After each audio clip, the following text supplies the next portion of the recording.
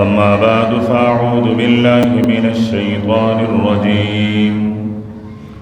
بسم الله الرحمن الرحيم.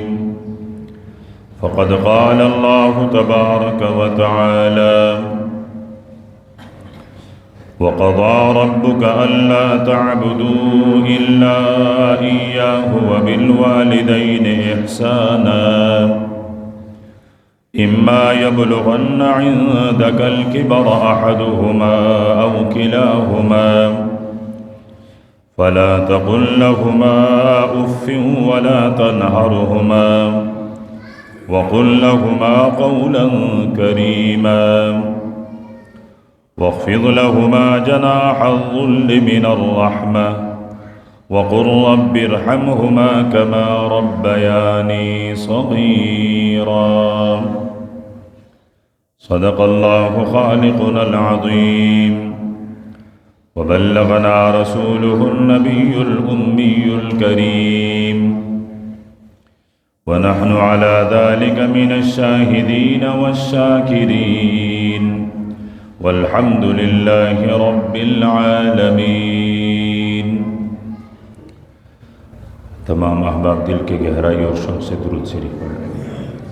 اللهم صل على محمد وعلى آل محمد كما صليت على إبراهيم وعلى آل إبراهيم إنك حميد مجيد. اللهم بارك على محمد وعلى آل محمد كما باركت على إبراهيم وعلى آل إبراهيم إنك حميد مجيد. انتہائی قابل قدر معزز سامعین، آپ کے سامنے اللہ رب العزت کے مقدس اور بابرکت کلام قرآن مجید فرقان حمید سورہ اسراء کی چند آیتیں تلاوت کی گئی ہیں، جس میں رب کائنات نے ایک فیصلے کے صورت میں والدین کے حقوق اور ان کی شان اور عظمت بتلائی ہے. شعبان کا مہینہ اپنے اختتام پر ہے. رمضان المبارک کے مہینے کی آمد ہے. خوش نصیب اور خوش قسمت ہوتے ہیں وہ مسلمان جن کو زندگی میں بار بار رمضان المبارک کا مہینہ ملے. دعا یہی ہے کہ اللہ پاک ہمیں صحت اور سلامتی کے ساتھ رمضان المبارک کا مہینہ نصیب فرمائیں اور پھر اس مبارک مہینے میں نیک اعمال کرنے کی بھی توفیق عطا فرمائیں.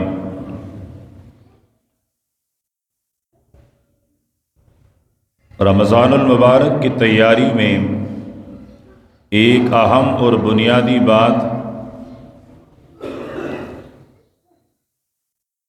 کہ اپنے آپ کو رمضان کے لیے تیار کروائیں. بڑے بڑے گناہ ان سے توبہ اور احتراز اور اجتناب کیا جائے. تو ان بڑے گناہوں میں سے ایک کبیرہ گناہ، بہت بڑا گناہ، وہ حقوق الوالدین، ماں باپ کی نافرمانی، ان کی قدر اور ان کی خدمت نہ کرنا بھی ہے. اللہ رب العزت نے قرآن پاک میں جہاں اپنے احکام ماننے کے لیے ترغیب دی ہے تو اپنی اطاعت کے ساتھ اپنے محبوب پیغمبر صلی اللہ علیہ وسلم کی اطاعت کو بھی ملا کر ذکر فرمایا ہے. اطیعوا اللہ و اطیعوا الرسول من یطع اللہ والرسول. جہاں جہاں اطاعت اور تابعداری کی طرف ترغیب دی ہے تو وہاں اللہ پاک نے اپنے محبوب کی اطاعت کا بھی ذکر فرمایا ہے. اور جہاں اللہ رب العزت نے اپنے فیصلے ذکر فرمائے ہیں، جہاں اللہ پاک نے اپنے مضبوط حکم ذکر فرمائے ہیں، وہاں اپنے حقوق کے ساتھ والدین کے ساتھ حقوق ان کی ادائیگی اور حسن سلوک کا ذکر اور تذکرہ فرمایا ہے۔ فرمایا وَوَصَّيْنَا الْإِنسَانَ بِوَالِدَيْهِ إِحْسَانًا، کہیں ارشاد فرمایا وَوَصَّيْنَا الْإِنسَانَ بِوَالِدَيْهِ حُسْنًا، اور یہاں ارشاد فرمایا وَقَضَىٰ رَبُّكَ أَلَّا تَعْبُدُوا إِلَّا إِيَّاهُ وَبِالْوَالِدَيْنِ إِحْسَانًا۔ اللہ رب العزت فرماتے ہیں میرا فیصلہ یہ ہے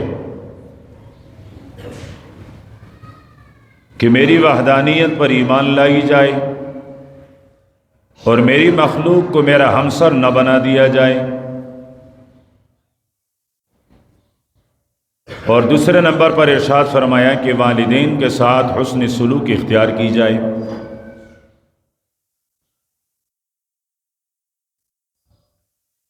انسان کے دنیا میں آنے کے دو اسباب ہیں، دنیا میں لانے والے دو ہستیاں ہیں، ایک حقیقی خالق وہ اللہ رب العزت کی ذات مبارکہ ہے، اور دوسرے نمبر پر والدین اور ماں باپ ہیں۔ تو اللہ رب العزت نے دونوں کے حقوق ذکر فرمائے ہیں۔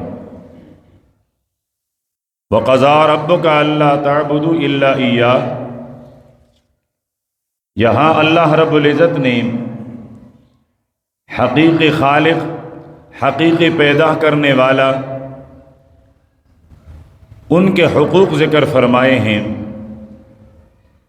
کہ اللہ کا اپنے بندے پر سب سے بڑا اور بنیادی حق یہ ہے کہ وہ اس کی وحدانیت پر ایمان رکھے۔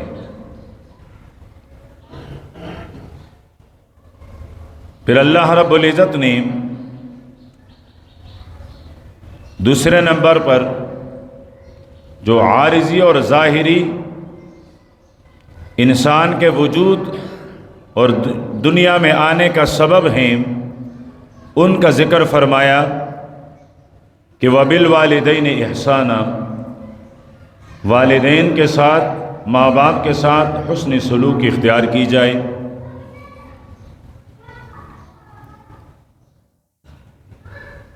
اللہ کے پاک پیغمبر نے والدین کے حقوق، والدین کے ساتھ حسن سلوک اور احسان اس کثرت سے ذکر فرمایا ہے اور اتنی تاکید کے ساتھ ذکر فرمائی ہیں کہ سرور دو عالم صلی اللہ علیہ وسلم کے احادیث مبارکہ کا مطالعہ کرتے کرتے انسان خوف زدہ ہو جاتا ہے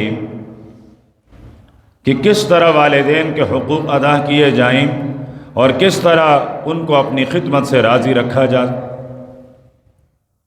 اور اس خدمت پر ملنے والے دنیا کے انعامات، دنیا کی راحت اور آخرت کے درجات اور بلندی کا ذکر فرمایا ہے۔ سمجھانے کے لیے اللہ کے پاک پیغمبر نے گزرے ہوئے لوگوں میں سے 3 آدمیوں کا واقعہ بتلایا۔ صحابی رسول حضرت عبداللہ ابن عمر رضی اللہ تعالی عنہ فرماتے ہیں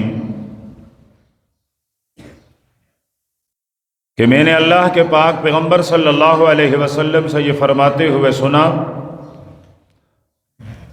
اللہ کے پاک پیغمبر نے ارشاد فرمایا کہ 3 آدمی تھے، سفر پہ نکلے، چلتے چلتے ان کو بارش نے گھیر لیا۔ بارش سے بچنے کے لیے وہ ایک غار کے اندر داخل ہوئے کہ جب بارش تھم جائے تو پھر آگے کا سفر جاری رکھ سکیں، لیکن بارش مزید تیز ہوئی اور ایک چٹان لڑکتی ہوئی آئی اور غار کے اس دروازے کو، غار کے اس دہانے کو جہاں سے نکلنے کا راستہ تھا اسے بند کر دیا۔ اب یہ پریشان کہ اس غار سے کیسے نکلے۔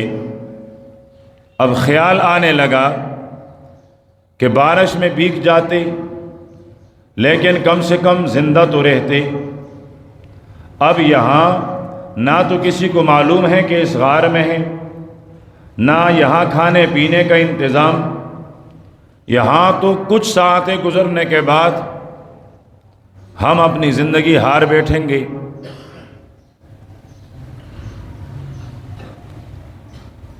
بالآخر انہوں نے آپس میں مشورہ کیا کہ دیکھیے اب اللہ کے علاوہ کوئی ذات ہمیں یہاں سے نجات نہیں دلا سکتی ہے۔ اپنے زندگی کا اور زندگی کے سراپے کا، زندگی کی کتاب کا ہر صفحہ دیکھیں، ہر دن دیکھیں کہ کیا ایسا کوئی عمل ہے جو اللہ کی رضا کی خاطر کیا گیا ہو اور اللہ رب العزت نے اسے قبولیت کا شرف بھی بخشا ہو، اس عمل کو بطور واسطہ اور وسیلہ اللہ کے دربار میں پیش کیا جائے۔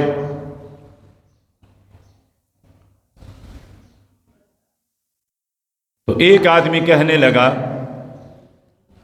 کہ مجھے ایک مزدور کی ضرورت تھی، میں مزدور لے کر آیا، میں نے اسے کام کرایا، دن ختم ہونے پر وہ مزدور اپنی مزدوری میرے پاس چھوڑ کر چلے گئے، میں نے اسی کی مزدوری، اس سے میں نے تجارت کی اور بہت سارے جانور وغیرہ میں نے اس سے خریدے۔ عرصہ گزرنے کے بعد وہ مزدور آیا اور مجھے کہنے لگا اللہ کے بندے اللہ سے ڈر، میری مزدوری میری اجرت دے دیں۔ میں نے اسے کہا یہ جو تمہیں نظر آتا ہے یہ سب تیری اجرت ہے۔ وہ کہنے لگا اللہ کے بندے ایک تو میری اجرت کتنے سال کتنا عرصہ گزرنے کے بعد تیرے پاس وہ بھی نہیں دے پائے ابھی تک، اور اوپر سے مذاق بھی کر رہے ہو۔ میں نے کہا مذاق نہیں کر رہا، یہ سب تیری وہ مزدوری ہیں، اس کو میں نے بڑھایا یہاں تک پہنچا ہے۔ فرمایا وہ اللہ کا بندہ سب کچھ لے کر چلا گیا، اللہ اگر یہ کام میں نے تیری رضا کی خاطر کی ہو تو ہمارے نکلنے کے لیے کوئی سبب اور وسیلہ بنا دیں۔ وہ چٹان تھوڑی سی ہلنے لگی، ابھی تک روشنی نہیں تھی، غار کے اندر روشنی تو نظر آئی لیکن ہم لوگ نکل نہیں سکتے تھے۔ دوسرا آدمی کہنے لگا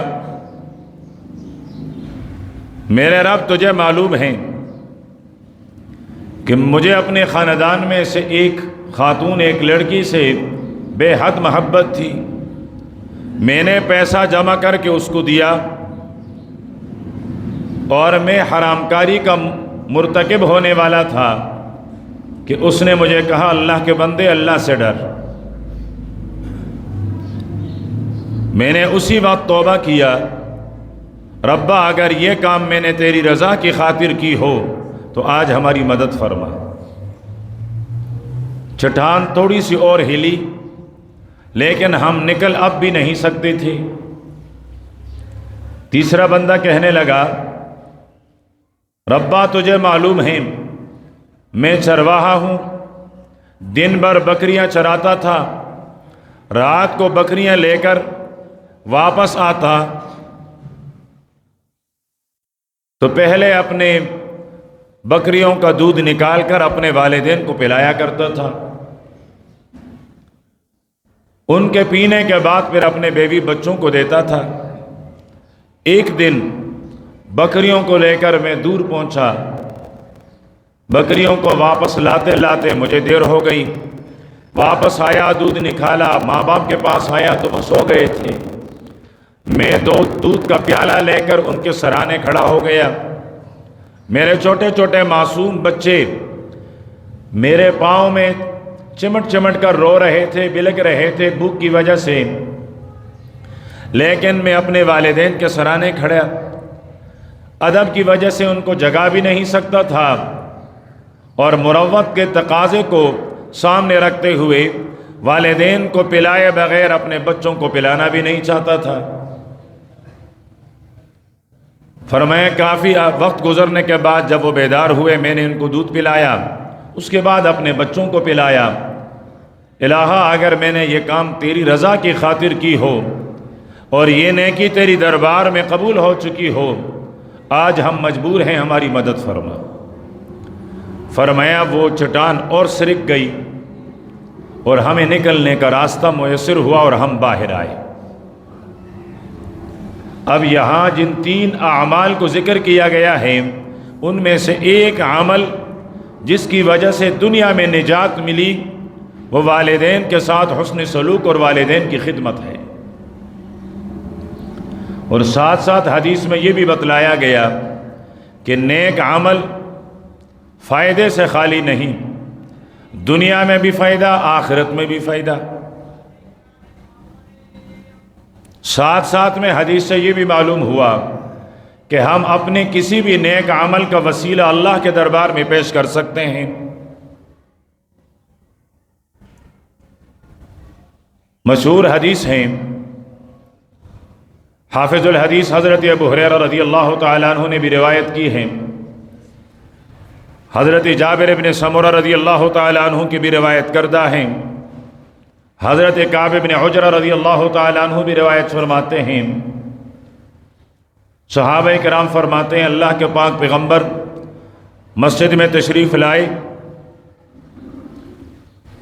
اور جیسے ہی منبر کے پہلے زینے پر آپ نے قدم رکھا تو آپ نے فرمایا آمین، دوسرے پر قدم رکھا تو فرمایا آمین، تیسرے پر آپ تشریف فرما ہوئے تو آپ نے فرمایا آمین۔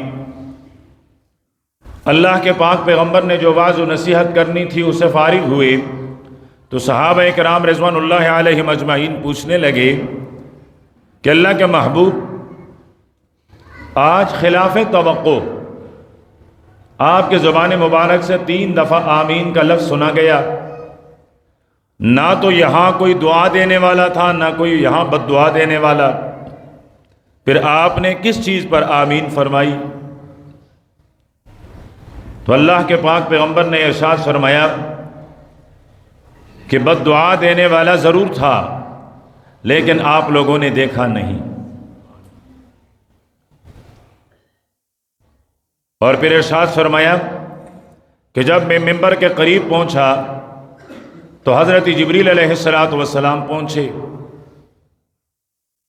اور اس نے بد دعا دی کہ تباہ و برباد ہو جائے وہ انسان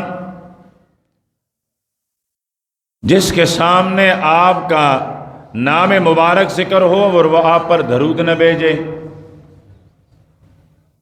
تو جبریل کی بد دعا تھی، میں نے اس پر آمین کہہ دی۔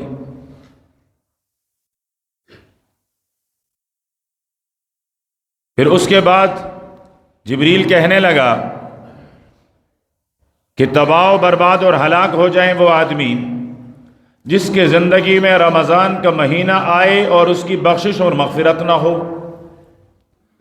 میں نے اس بد دعا پر آمین کہہ دی۔ پھر جبریل کہنے لگا تباہ و برباد اور ہلاک ہو جائیں وہ انسان جن کے والدین دونوں یا ایک بڑھاپے میں زندہ ہو اور یہ انسان ان کی خدمت سے جنتی نہ بنے۔ فرمایا میں نے پھر کہہ دیا آمین۔ اب ایک بات ذہن میں رکھیں کہ بد دعا دینے والا کون ہے اور بد دعا پر آمین کہہ دینے والی ہستی کون ہے۔ بد دعا دینے والا سید الملائک حضرت جبریل، اور پھر اس بد دعا پر آمین کہی ہے سید الانس والجان، کائنات کے سردار نے۔ اس آدمی کے ہلاکت میں کیا تردد، کیا شک ہو سکتا ہے جس کو بد دعا دے دے جبریل اور اس بد دعا پر آمین کہہ دے میرا اور آپ کا محبوب پیغمبر۔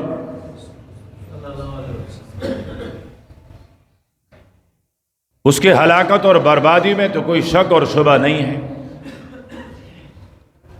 تو جب بھی پیارے پیغمبر کا نام مبارک آئے تو درود پڑھ لیا کرے، جب بھی اپنے نیکیوں کو بڑھانا ہو تو میرے پیغمبر پر درود بھیج لیا کریں، جب بھی کوئی مشکل پیش آئے تو میرے پیغمبر پر درود پڑھا کریں، جب بھی زندگی میں سکون کی تلاش ہو تو میرے پیغمبر پر درود بھیجا جائے۔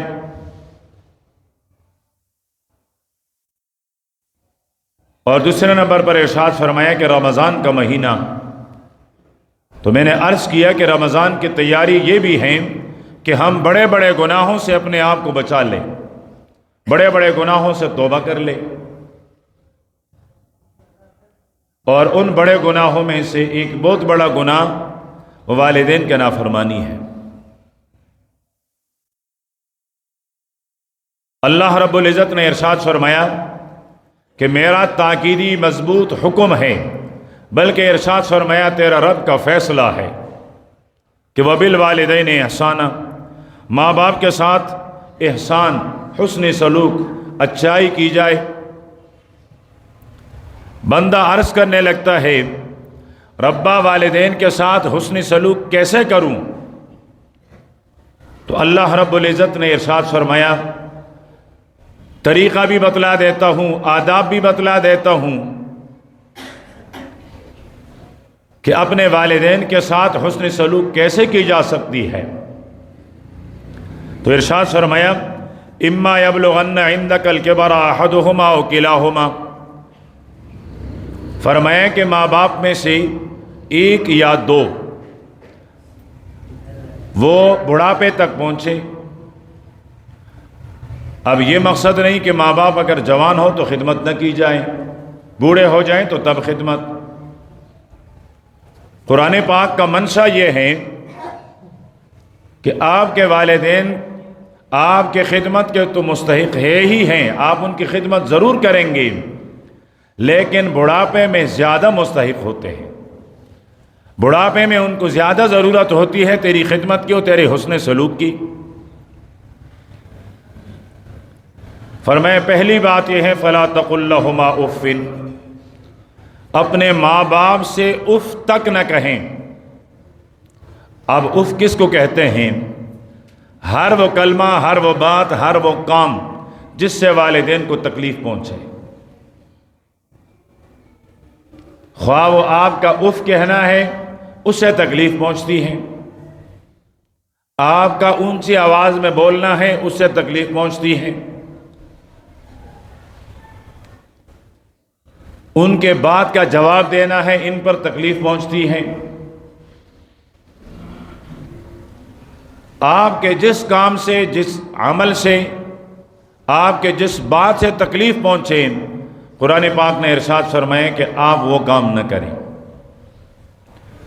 دوسرے نمبر پر ارشاد فرمایا وَلَا تَنْهَرْهُمَا، والدین کو مت جھڑکیے۔ ایک تو اف کا کلمہ نہ کہیں، دوسرے نمبر پر جھڑکیے مت۔ یہ نہ کہیں بابا آپ تو ہمیشہ ڈانٹتے ہی ہیں، آپ تو ہمیشہ بلاتے ہیں، آپ تو ہمیشہ خدمت کرواتے ہیں۔ فرمایا نہ، وَلَا تَنْهَرْهُمَا، مت جھڑکیے، مت کہیے بابا تمہیں تو سمجھ نہیں آتا ہے، تمہارا زمانہ الگ تھا، آج کا زمانہ الگ ہے، تم اپنے زمانے کو سمجھتے ہو، میں اپنے زمانے کو سمجھتا ہوں نا۔ جو تجربہ والدین کے پاس ہیں وہ تجربہ اولاد کے پاس نہیں ہے، خواہ زمانہ ان کا ہو خواہ زمانہ میرا اور آپ کا ہو۔ فرمایا وَلَا تَنْهَرْهُمَا، مت جھڑکیے۔ بندہ عرض کرنے لگتا ہے ربا اف بھی نہ کہوں، جھڑکوں بھی نہ، بات تو کرنی ہے، پھر میں اپنی والدین کے ساتھ گفتگو کیسے کروں؟ اللہ رب العزت نے ارشاد فرمایا وَقُلْ لَهُمَا قَوْلًا كَرِيمًا، بندے ضروری ہے والدین کے ساتھ گفتگو، وہ ترستے ہیں تیری گفتگو کو، وہ چاہتے ہیں کہ تو ان کے پاس بیٹھ کر ان کو وقت دیں، ان سے باتیں کریں، لیکن قول کریم، عزت والی گفتگو، عزت کی گفتگو کر لیا کر۔ اف نہ کہنا تکلیف ہوتی ہے، جھڑکیے مت، خلاف ادب ہیں۔ قول کریم، عزت والی گفتگو، طریقہ بھی عزت کا ہو، الفاظ بھی عزت کی ہو، فرمایا ایسی گفتگو کیجئے۔ ربا اس پر بس ہیں؟ فرمایا نہیں، یہ تو ادب ہے گفتگو کرنے کا، تجھے کس چیز سے منع کیا گیا، تجھے کس طرح آداب دیے گئے، خدمت بھی تو کرنی ہے۔ فرمایا وَاخْفِضْ لَهُمَا جَنَاحَ الذُّلِّ مِنَ الرَّحْمَةِ، فرمایا یہ جو تیرے بازو ہیں یہ والدین کے لیے بازو نہ بنے۔ قربان جاؤں میرے رب کے انداز پر، کیسے سمجھاتا ہے اپنے بندوں کو۔ فرمایا اپنے بازو کو بچھا کے رکھ، تو بازو کیسے بچھتے ہیں؟ فرمایا ہاں بازو نہ، پر بنا کے بچھا۔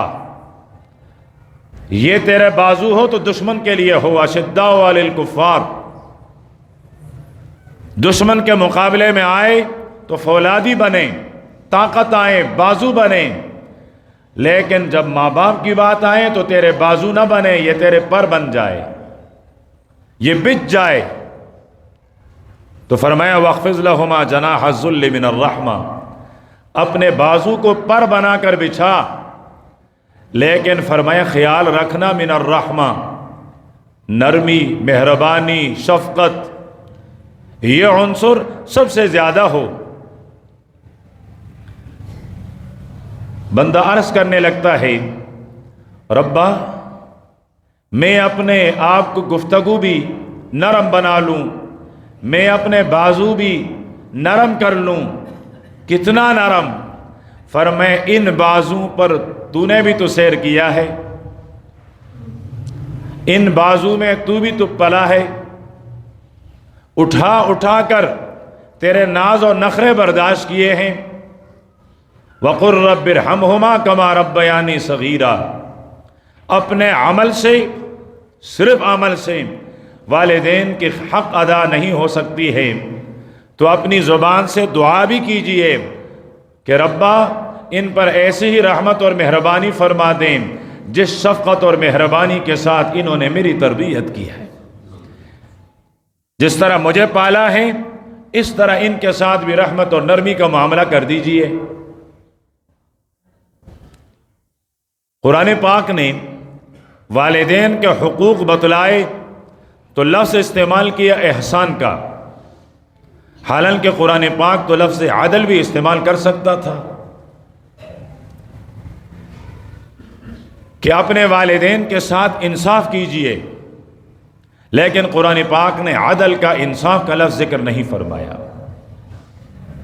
فرمایا کہاں تو اور کہاں والدین کے ساتھ انصاف؟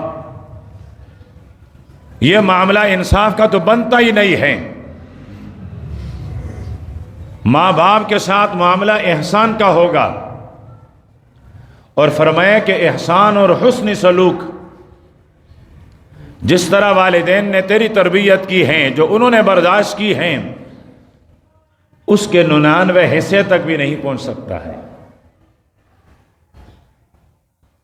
ان کے ساتھ حسن سلوک کرتے ہوئے رب سے دعا مانگ لیا کر۔ حضرت عبداللہ ابن عمر رضی اللہ تعالی عنہما خانہ کعبہ کا طواف کر رہے تھے، ایک آدمی اپنی ماں کو کندھے پر اٹھایا ہوا بیت اللہ کا طواف کروا رہا ہے۔ حضرت عبداللہ ابن عمر کو دیکھا، پہچانا، قریب آئے، عرض کرنے لگے حضرت یہ میری ماں ہیں، بوڑھی ہو چکی ہے، کندھے پر بٹھا کر خانہ کعبہ کا طواف کرا رہا ہوں، کیا اب میری اس ماں کا جو حق میرے اوپر لازم تھا ادا ہو گیا؟ حضرت عبداللہ ابن عمر نے اس جوان کے سراپے کا جائزہ لیا، فرمایا ذرا پھر اپنی سوال دوہرا، کیا پوچھنا چاہتا ہے؟ جوان عرض کرنے لگا عرب کے شیخ، میں نے آپ سے یہی پوچھا ہے کہ میں اپنی والدہ کو کندھے پر اٹھا کر خانہ کعبہ کا طواف کرا رہا ہوں، کیا اب میرے والدہ کا میرے اوپر کوئی حق بچا ہے؟ خود بھی تکلیف میں، اور اس تکلیف میں ماں کو اٹھا کر، اور وہ بھی خانہ کعبہ کا طواف، اب تو حق ادا ہو گیا نا؟ حضرت عبداللہ ابن عمر رضی اللہ تعالی عنہما نے فرمایا تیری ماں نے جو تجھے جنا ہے، جنتے ہوئے جو تکلیف اس پر گزری ہے، ابھی تک تو اس کا حق بھی ادا نہیں ہوا۔ زندگی بھر کی تربیت تو اپنی جگہ ہے۔ کیا سمجھتا ہے کہ 7 چکرے لگوا کر تیرا حق مکمل ہو گیا؟ تو بری ذمہ ہو گیا؟ فرمایا نا، یہ تو اس ایک تکلیف کا حق اس کی ادائیگی کا مثل بھی نہیں ہے، ابھی تو خدمت کے بہت ادوار باقی ہیں، ابھی تو بڑی خدمت باقی ہے۔ حضرت عبداللہ ابن عمر رضی اللہ تعالی عنہ، انہی کی روایت ہے کہ اللہ کے رسول صلی اللہ علیہ وسلم نے ارشاد فرمایا کہ قیامت کے دن اللہ رب العزت 3 قسم کے انسانوں سے رحمت کا معاملہ نہیں فرمائیں گے اور اپنی نگاہ رحمت ان پر نہیں ڈالیں گے۔ بڑی وعید والی حدیث ہے کہ قیامت کے دن رحم پیدا کرنے والا، مہربانی پیدا کرنے والا وہ رب فرماتے ہیں 3 قسم کے انسانوں پر میری رحمت کی نظر نہیں پڑے گی۔ 3 قسم کے انسان میری رحمت اور میری رحم، میری مہربانی سے محروم ہیں، اور روایت کرنے والے یہی صحابی حضرت عبداللہ ابن عمر رضی اللہ تعالی عنہ۔ پہلے نمبر پر ارشاد فرمایا کہ وہ آدمی جو کسی کو کچھ دے دیں، خیرات دے دیں، صدقہ دے دیں، اچھائی کر لے، اور پھر اپنی اچھائی کو جتلانے لگ جائے۔ دیکھو تمہیں قرض کی ضرورت تھی، میں نے قرض دے دی تھی۔ دیکھو رمضان میں نے تمہیں زکوٰۃ دے دی تھی۔ دیکھو میں نے تمہیں صدقہ فطر دے دیا تھا۔ دیکھو فلاں وقت تمہیں ضرورت تھی، میں نے تیرا کام کر دیا تھا۔ اب بار بار جتلا رہا ہے، تو اللہ کے پاک پیغمبر نے ارشاد فرمایا کہ احسان کر کے جتلانے والا، فرمائے اللہ اس پر قیامت کے دن اپنی رحمت کی نظر نہیں ڈالے گا۔ مخلوق کے ساتھ اچھائی کریں خالق کی رضا کی خاطر، اور بھول جائیں آپ نے جس کے ساتھ اچھائی کی ہے، آپ بھول جائیں۔